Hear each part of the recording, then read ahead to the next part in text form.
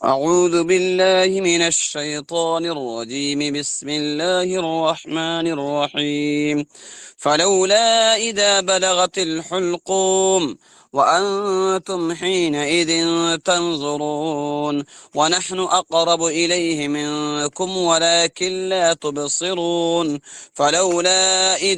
فلولا إن كنتم غير مدينين ترجعونها إن كنتم صادقين فأما إن كان من المقربين فروح وريحان وجنة نعيم وأما إن كان من أصحاب اليمين فسلام لك من أصحاب اليمين وأما إن كان من المكذبين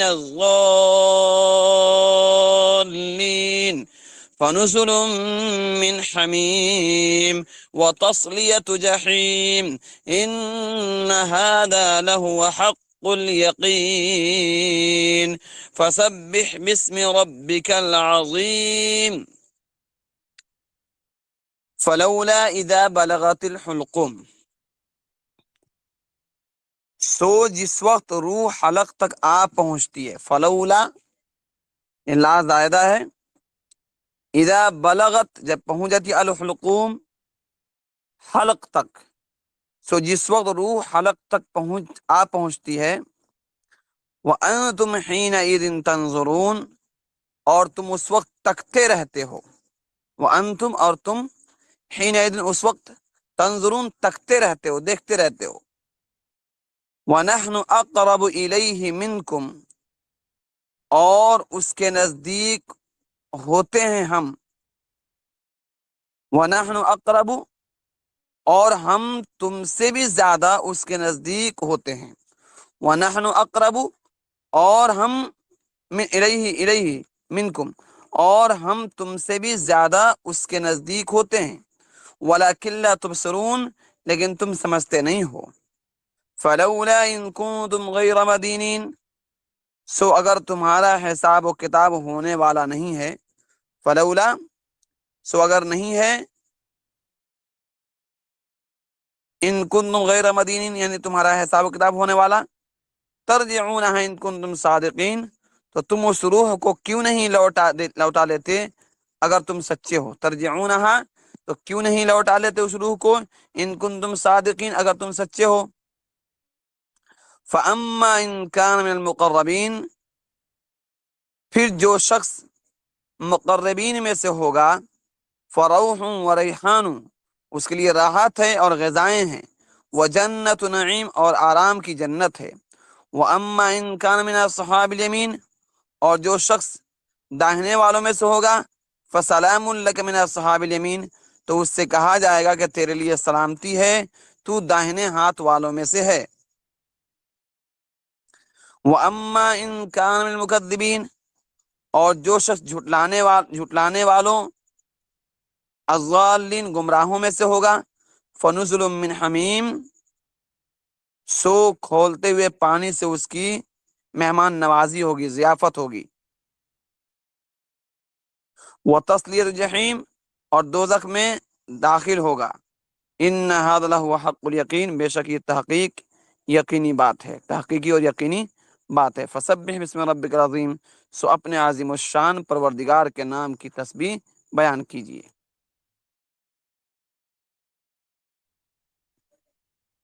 سورۃ الواقعہ کی یہ آخری آیات ہیں، اور ان آیات میں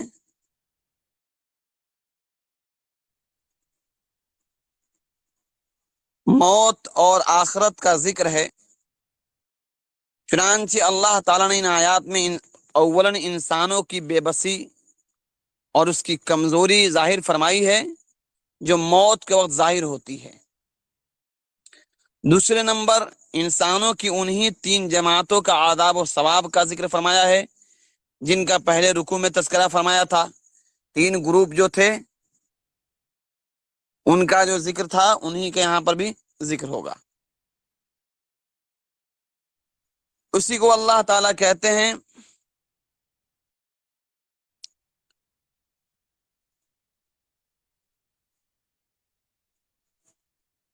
کہ فلولا اذا بلغت الحلقوم، جس وقت روح حلق تک آپ پہنچتی ہے، وانتم حینئذ تنظرون، اور تم تکتے رہتے ہو۔ اللہ تعالیٰ نے انسانوں کو پیدا فرمایا اور انہیں بہت سے اعمال کرنے کا حکم دیا اور بہت سے کاموں سے منع فرمایا تاکہ بندوں کی فرما برداری اور نافرمانی کا امتحان لیا جائے۔ چنانچہ سورہ ملک میں فرمایا خلق الموت والحیات لیبلوکم ایکم احسن عملا، کہ موت اور زندگی کو پیدا فرمایا تاکہ آزمائے کہ تم میں اچھے عمل والا کون ہے۔ لہذا زندگی کے بعد موت بھی ضروری ہے، اور ان دونوں میں سے بندوں کو کسی کے بارے میں کچھ اختیار نہیں ہے۔ اللہ تعالیٰ نے زندگی دی، وہی موت دے گا، اس نے دونوں کا وقت مقرر فرما دیا ہے۔ کسی کو اختیار نہیں کہ خود سے پیدا ہو جائے یا وقت سے پہلے مر جائے۔ خالق شانہ کی قضاء اور قدر، اللہ تعالیٰ کے قضاء اور قدر کے خلاف اور اس کی مشیت کے بغیر کوئی کچھ نہیں کر سکتا۔ چنانچہ ارشاد ہوا کہ فلولا اذا بلغت الحلقوم، کہ جب مرنے والے کی روح حلق تک پہنچ جاتی ہے، وانتم حینئذ تنظرون، اور تم وہاں موجود ہوتے ہو اسے حسرت کی آنکھوں سے دیکھتے رہتے ہو، تکتے رہتے ہو، اور اس پر ترس بھی کھاتے ہو، افسوس بھی ہوتا ہے، درد بھی ہوتا ہے، تمہاری آرزو ہوتی ہے کہ اسے موت نہ آئے۔ اور اللہ کہتے ہیں کہ ہم تمہارے نسبت سے، یعنی تمہارے اعتبار سے، ہم مرنے والے کے زیادہ قریب ہوتے ہیں، کیونکہ اس کی صرف ظاہری حالت کو تم دیکھتے ہو، اور ہم اس کی باطنی حالت، یعنی اندرونی حالت، اس کے اندر میں کیا حالت ہے، کیا مسئلہ ہے، اس سے بھی ہم باخبر ہوتے ہیں، لیکن تم نہیں سمجھتے۔ اگر یہ سمجھتے اور اپنے خیال میں سچے ہو کہ تمہیں اعمال کے بدلے دیے جانے والے نہیں ہیں، تو مرنے والے کی موت کو روک کر دکھاؤ دو۔ یعنی اگر تمہارے بس میں ہے اور تم یہ سمجھتے ہو کہ اعمال کا کوئی بدلہ نہیں دینا ہے، جو دنیا میں کریں گے بات ختم ہو جائے گا، تو موت کو روک کر دکھاؤ۔ یہ موت آتی اسی لیے ہے کہ انسان دنیا میں امتحان کے لیے آیا تھا، اس نے اپنے کام صحیح سے کیے یا نہیں کیے۔ اگر کام کیے تو ٹھیک ہے، نہیں کیے تو اب اس کو اس کی سزا دی جائے گی۔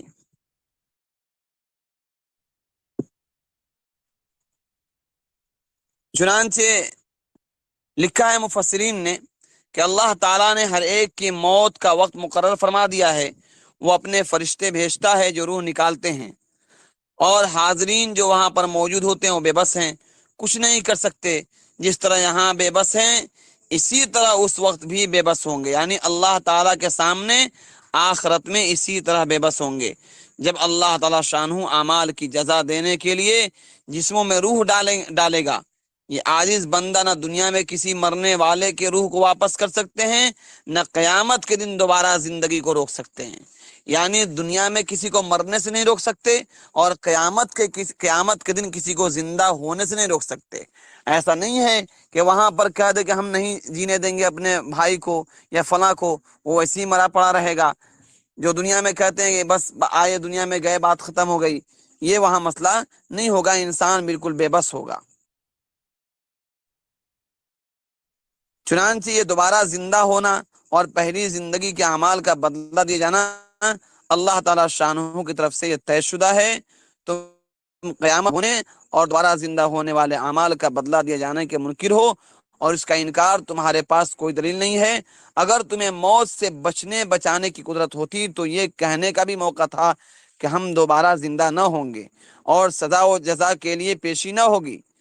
جب اسی دنیا میں اپنی عاجزی دیکھ چکے کہ مرنے والا مرتا رہتا ہے، اپنا پڑوسی ہے، اپنا گھر والا ہے، اپنے خاندان کا ہے، اپنے رشتہ دار ہے، اپنا قرابت دار ہے، سب کچھ کے باوجود تم اس کی موت کو نہیں روک پاتے ہو، مر جاتا ہے، تو اسی طرح کل قیامت میں خالق جل مجدہ کے سامنے پیشی سے کوئی نہیں روک سکتا ہے۔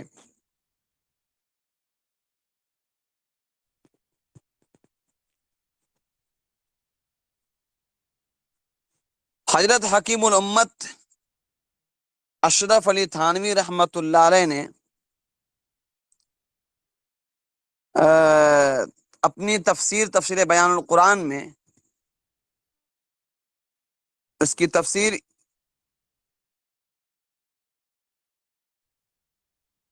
اس کی تفسیر کی ہے جو ابھی بیان ہوا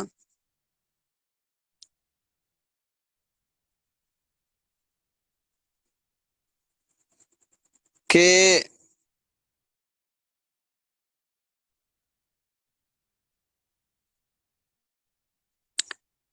جب روح حلقوم تک پہنچ جاتی ہے، یعنی جب انسان کی روح گلے تک پہنچ جاتی ہے تو تم اسے لوٹا کیوں نہیں لیتے؟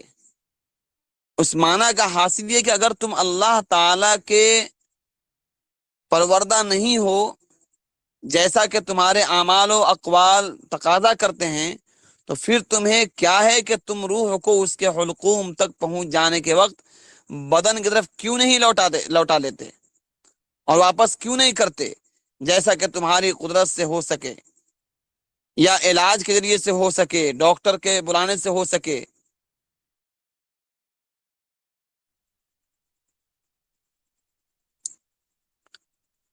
مطلب یہ ہے کہ تم بے بس ہو، تم کسی بھی طریقے سے روح کو جسم میں نہیں لوٹا سکتے۔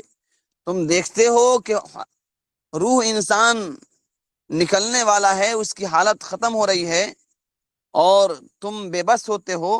اگر تمہیں اختیار ہوتا یا اگر تم یہ دعویٰ کرتے ہو کہ حساب نہیں دینا ہے تو کسی ڈاکٹر کے ذریعے سے حلق سے روح نہ نکلنے دیتے، وہیں روک لیتے اس کو، لیکن ایسا تم نہیں کر سکتے۔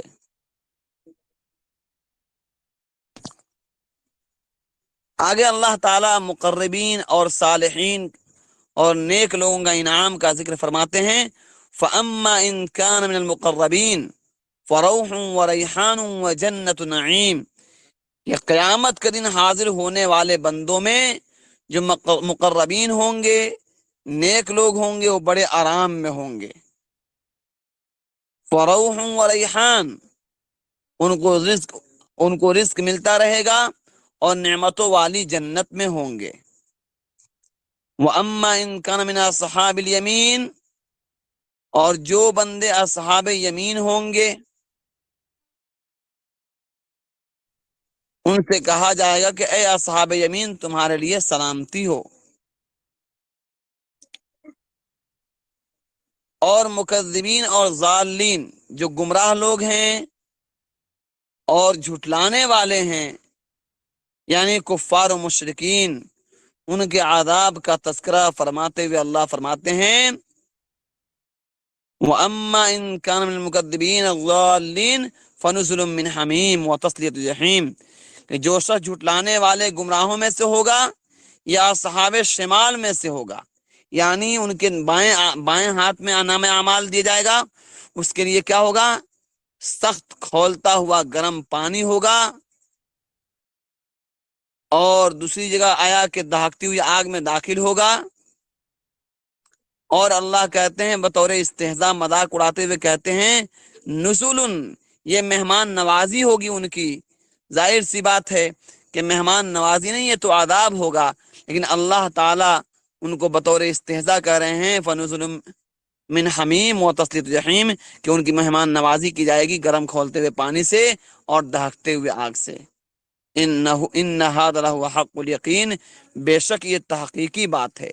یعنی یہ جو بات کہی جا رہی ہے، یہ جزا سزا کا جو ذکر ہو رہا ہے، یہ یوں ہی نہیں ہے بلکہ یہ یقینی بات ہے اور اس پر یقین کرنا ہی ہوگا، کیونکہ اللہ رب العزت کا یہ ارشاد ہے، فسبح باسم ربک العظیم۔ اللہ رب العزت نے اس سورت کا خاتمہ، اس سورت کی تکمیل اس آیت کریمہ پر کیا، فسبح باسم ربک العظیم۔ اس سورت کا پہلا رکوع بھی اسی پر ختم ہوا تھا، اسی آیت پر، فسبح باسم ربک العظیم۔ اللہ تعالیٰ کی نعمتیں دنیاوی اور اخروی بیان کرنے اور کافروں کو تذکیر و تنبیہ فرمانے کے بعد ارشاد فرمایا کہ آپ اپنے رب کی تسبیح بیان کیجئے جو عظیم ہے، ہر عیب اور ہر نقص سے پاک ہے۔ اس کی طرف سے جو خبریں اور جو بشارتیں ہیں سب صحیح ہیں۔ یوں تو ہمیشہ ہی اللہ تعالیٰ کی تسبیح بیان کی جائے اور اس کی حمد و ثنا کی جائے، لیکن جن مواقع میں خصوصی تسبیح اور تحمید کا اہتمام کرنے کا فرمایا، ان موقعوں پر ان جگہوں پر خاص طور سے خیال رکھنا چاہیے۔ حضرت عقبہ ابن عامر رضی اللہ تعالی عنہ سے روایت ہے کہ فسبح بسم ربک العظیم نازل ہوئی تو رسول اللہ صلی اللہ علیہ وسلم نے ارشاد فرمایا اجعلوها فی رکوعکم، کہ اسے اپنے رکوع میں مقرر کر لو، یعنی رکوع میں سبحان ربی العظیم کہا کرو۔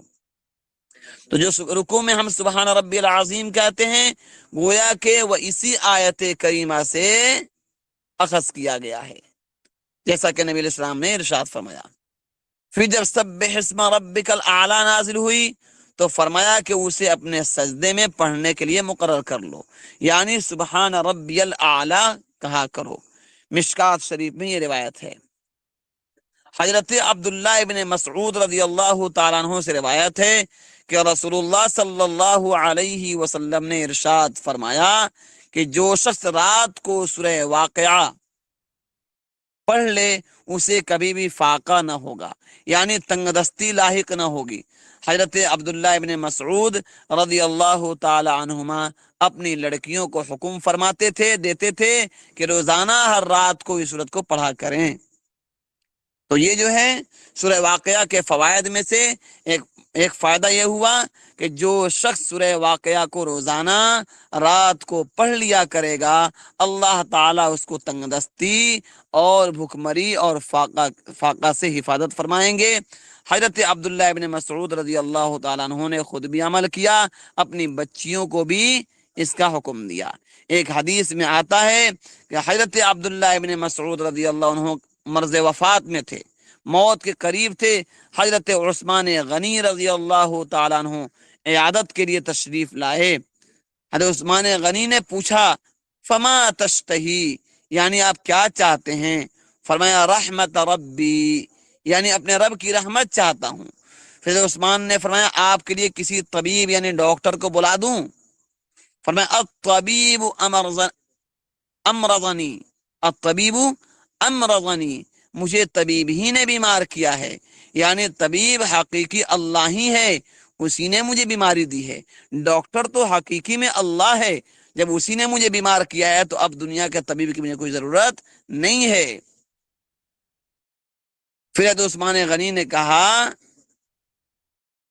کہ میں آپ کے لیے کوئی عطیہ بھیج دوں، کوئی ہدیہ، کوئی تحفہ بھیج دوں؟ فرمایا کوئی حاجت نہیں ہے۔ عثمان غنی نے فرمایا قبول کر لو، اپنے گھر والوں کے لیے چھوڑ جانا۔ فرمایا میں نے انہیں ایک چیز سکھا دی ہے، اسے پڑھتے رہیں گے تو کبھی محتاج نہ ہوں گے۔ اور رسول اللہ صلی اللہ علیہ وسلم سے میں نے سنا ہے کہ من قرأ الواقعہ کل لیلۃ لم یفتقر، جو شخص ہر رات کو سورہ واقعہ پڑھ لے گا کبھی محتاج نہ ہوگا۔ اس کو کہتے ہیں ایمان، اس کو کہتے ہیں اطاعت، اس کو کہتے ہیں فرما برداری۔ ہم لوگ سنتے ہیں لیکن عمل کی توفیق نہیں ہوتی۔ اب اولاً تو ہم مسلمانوں کے 95% ایسے لوگ ہیں، مرد و خواتین، جو قرآن شریف پڑھنا ہی نہیں جانتے ہیں۔ 5% لوگ جانتے ہیں قرآن شریف پڑھنا، تو ان حکموں پر عمل نہیں کرتے ہیں۔ 1% یا 0.5% جو ایسے ہوں گے جو مشکل سے اس پہ عمل کرتے ہوں گے۔ کاش اس پر بھی عمل کر لیتے تو اللہ رب العزت غیب سے ہماری مدد فرماتے۔ اللہ ہم سب کو عمل کی توفیق عطا فرمائے۔ ایک حدیث میں آتا ہے علموا نساءکم سورۃ الواقعہ فإنها سورۃ الغنا، کہ اپنی عورتوں کو سورہ واقعہ سکھاؤ کیونکہ وہ غنی یعنی مالداری لانے والی سورت ہے۔ اتنی وضاحت سے بیان کی گئی ہے۔ اللہ ہم سب کو اس کی پابندی کرنے کی توفیق عطا فرمائے، اور جو کچھ پڑھا گیا اس پہ عمل کی بھی توفیق عطا فرمائے۔ جی کوئی سوال ہو تو پوچھ سکتے ہیں۔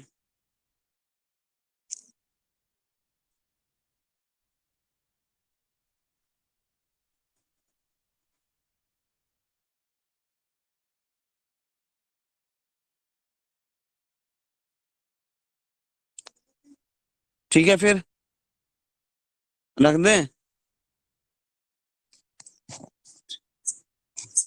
ٹھیک ہے، السلام علیکم ورحمۃ اللہ۔